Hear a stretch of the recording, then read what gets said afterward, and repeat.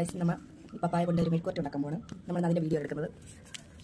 അപ്പോൾ പപ്പായ എടുത്തിട്ടുണ്ട്. ഞാൻ ഇങ്ങനെ എടുത്തതിന് ബാക്കി ഒരു പകുതി ഉണ്ടായിരുന്നു. പിന്നെ ഒന്നുകൊണ്ട് അപ്പോൾ ഇതിയൊക്കെ ചെത്തി വൃത്തിയാക്കിയിട്ട് വരാം. അപ്പോൾ പപ്പായ എല്ലാം കഴുകി വൃത്തിയാക്കി വെച്ചിട്ടുണ്ട്. നമുക്കിത് അരിഞ്ഞുകൊണ്ട് വരാം. ആക്കിയിട്ടുണ്ട്. ഒരു 1.5 സവാളയും കുറച്ച് വറ്റൽമുളകും കൂടെ എടുത്തിട്ടുണ്ട്. ഇത് നമുക്ക് ചതച്ചിട്ട് കൊണ്ടുവരാം.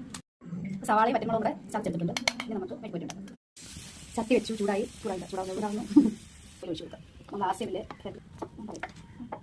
ഇത് വെളിച്ചെണ്ണയല്ല ഗൈസ്, വെളിച്ചെണ്ണ ഹെൽത്ത് ഗാർഡ് ഓയിലാണ് ഉപയോഗിക്കുന്നത്.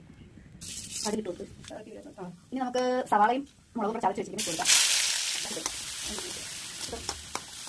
ഞാൻ ഉപ്പിട്ട് കൊടുക്കാൻ പോവാം. ആവശ്യത്തിന് ഉപ്പിട്ട് നല്ല മണം വരുന്നുണ്ട്. കറിവേപ്പില കേട്ടോ, രണ്ട് കറിവേപ്പില കൊടുക്കും. കറിവേപ്പില തീർന്നുണ്ട്. അതിന് തീർന്നു ഏത് മാസം വെച്ചു അതിലൊന്ന് റെഡി ആയില്ല. നമ്മൾ ആദ്യം എടുത്തിട്ട് നമുക്ക് ചോറ് ചമ്മന്തി കാണിച്ചു കൊടുത്തി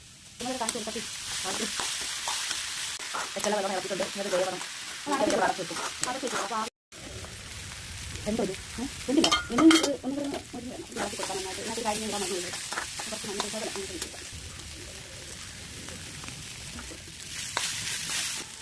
അപ്പോൾ നമുക്ക് കുറച്ച് നേരം ഇവിടെ നടച്ച് വെച്ചിട്ട് നോക്കാം. നമ്മുടെ മെഴുക്കുവരട്ടി റെഡി ആയിട്ടുണ്ട്. നല്ല അടിപൊളി റെസിപ്പിയാണ്. എല്ലാവരും ട്രൈ ചെയ്യണം. ഇന്നത്തെ വീഡിയോ ബൈ ബൈ.